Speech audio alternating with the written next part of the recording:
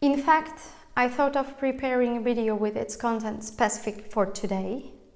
Then yesterday I got another death news that we receive every day, but this time the news is not about a woman murdered. It was the suicide news of a young musician whose psychology led him to death because he knew nothing but music.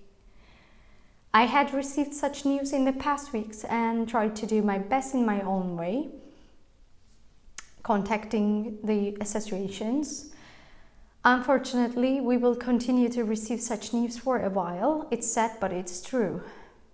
It reminds us again of the fact that if we do not experience darkness, we cannot go to light. The founder of the Republic of Turkey, Mustafa Kemal Atatürk, granted the Turkish women the right to elect and to be elected. He had given this as a gift to Turkish women before this right was granted to women living in Europe and in many countries around the world. Mind you, I say he gave it as a gift. See, women in Turkey did not even fight for this right. We did not even demonstrate to get this right. Because our great leader, Atatürk, our president, wanted to present this right to all of us, to our women carrying shells on their backs in the War of Independence. So, when did we stop believing in ourselves? When did we stop turning our heads to what was happening at the tip of our noses? Think your children, beautiful children, that you raise with care. How do you raise them with care so that their fortune, future and path be better? You have them educated, you want them to have a job, you think of their future. However, you always have an alternative scenario in mind for them to live abroad. Well, do you ever talk to them about this? Do you ask what they think, what they want, learn about their dreams without imposing yours on them? Do you talk to your children about the present education system? Do you tell them about the disorder and injustice you are experiencing in your country? Are you preparing your children for the lessons of life, not school?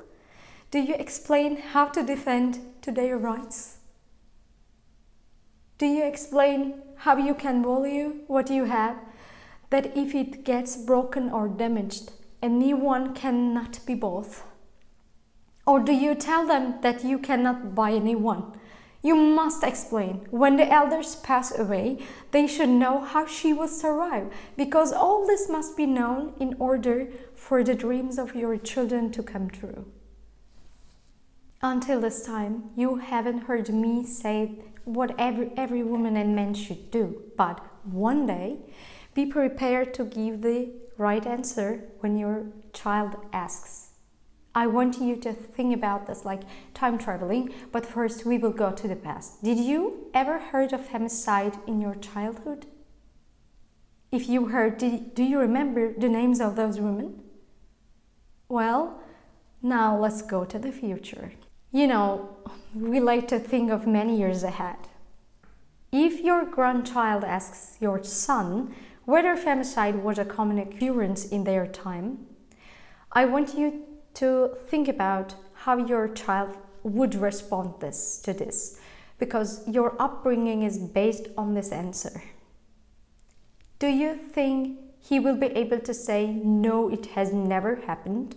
Or will he tell the truth that there was femicide and they are still happening and we do not do anything about it because neither my mother nor my father had done anything about it?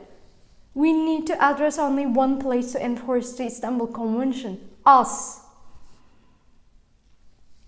But not just 200, 300 women, not thousands of women.